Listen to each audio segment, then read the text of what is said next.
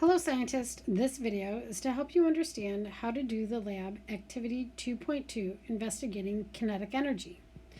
In this lab you are going to need a partner, so make sure before you begin that you find a partner or maybe two people to complete this lab with. What are we going to do? In this investigation you will determine how the factors of speed and mass affect the amount of kinetic energy an object has. Your teacher will give you a lab tray with a can, some toothpicks, a ruler, a ball of clay, and a little card in order for you to place the clay onto the floor.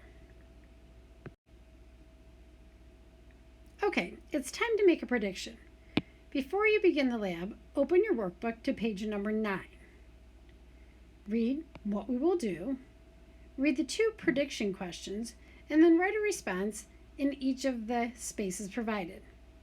Pause this video, complete this task, and when you're done, start the video again. The next step is to prepare your data table.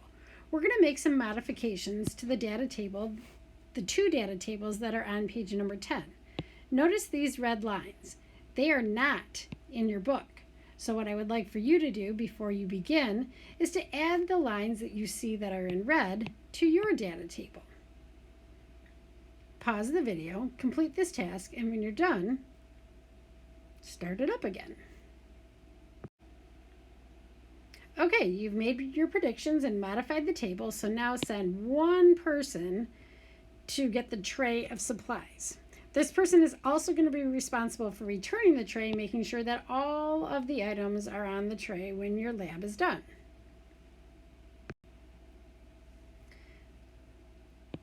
Let's talk about the procedure. Make sure you follow the steps in order to perform the lab. Okay, it's time to start the lab. Step number 1 is to roll the clay into a ball, and then to measure the thickness. You will do this by using the technique that you saw in the other intro video. Notice you insert the toothpick into the ball of clay until it hits the bottom of the surface, and then use your marker to mark the toothpick where it is touching the clay. Then line the toothpick up with your ruler and determine the thickness of the clay. All right, where are you going to put this number? You are going to record the thickness before in the space with the yellow box. Next, you're going to place the card on the floor, place the clay onto the card. Then one person is going to hold the ruler straight up and down, while another person is going to hold the can at the top of the ruler.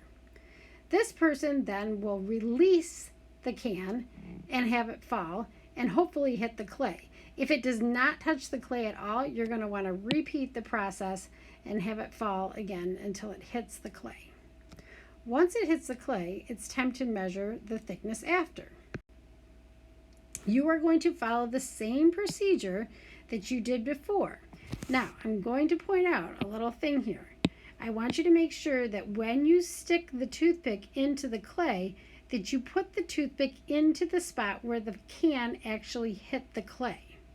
Again, you're going to insert the toothpick into the clay where it hit, where the can hit, mark the toothpick, and then use your ruler with the technique that you were shown before to measure the thickness after dropping the can onto the clay. All right, where are you going to put this number? You're going to put this number here where it says thickness after. It's your first trial, so you're going to put it in the first box. All right, it's time to do the math. So you should have a number here and you should have a number here.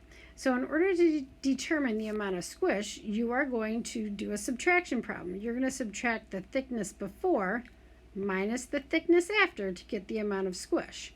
So let's say that your thickness before was 30 millimeters and the thickness after was 24 millimeters. This means that the amount of squish was 6 millimeters. Now you're going to start the trial again, and this time, so the second trial, you're going to add your numbers into these boxes right here. Again, this is just for dropping the can. Okay, let's wrap this up with talking about moving through the rest of the lab. So you are going to perform 2 trials of dropping the can. That means without any force. And then you're going to perform 2 trials throwing the can. What does this mean? Throwing the can means that you are going to release the can with a little bit of force. What is this going to do? Well, the point of releasing it with a little bit of force means that you are going to increase the speed that the can falls. You're going to record that in the data table and determine the amount of squish using the same technique you used for dropping the can. So when you are done with the top data table, you're going to see your teacher with that data. You're going to show them that you're done with the speed section of this lab, and then you are going to test the next factor, which is mass. In order to do that, you're going to be given a different can to test the mass. Okay, good luck. If you have any questions, ask a peer or find your teacher to clarify any questions you have. All right, good luck. Have fun.